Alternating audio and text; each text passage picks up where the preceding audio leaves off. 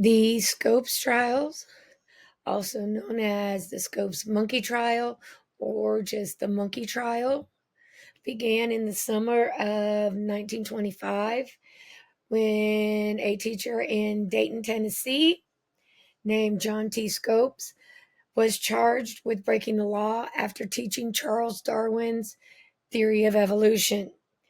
It became a courtroom drama about religion, science, American identity, and education. In Tennessee, there was a law called the Butler Act that made it illegal to teach any type of creation other than the biblical version of it. John Scopes agreed that he should be arrested for his part in it as a challenge to the case, and it became a national media event. One article put it as removal of the case was seen as an effort to make a sensational display. The defense attorney was Clarence Darrow, and he prepared to argue not just the law, but also the right for people to think. Dayton became a media circus. Reporters from all across the country filled the courtroom daily. The trial pitted Darrow against William Jennings Bryan, who was for the evolutionist and fundamentalist voice of traditional values. One paper described it as a circus, as crowds filled every available space within the courtroom. To many, this was also a struggle for America's soul.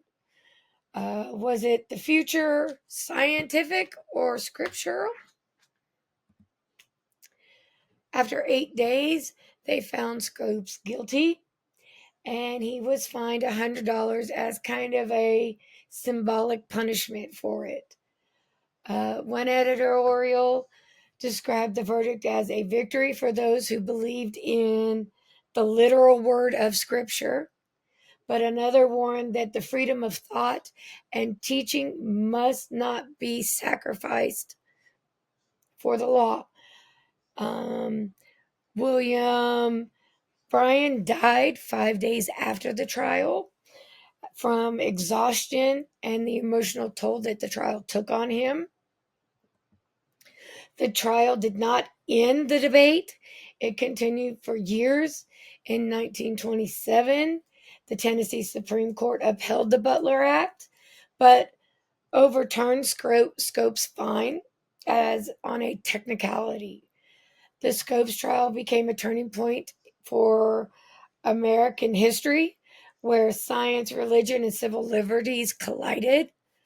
What was really at stake on the trial in Dayton was a question that many were asking. Was it just Charles Darwin's theory of evolution, or was it about the future of education in America?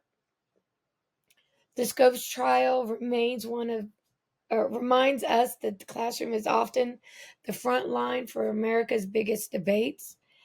Nearly a century later, the question is still asked, and there's lots of echoing about what should we teach in schools? Who should decide what we teach in schools? How do we balance the truth, beliefs, and freedom all within the classroom? Thank you.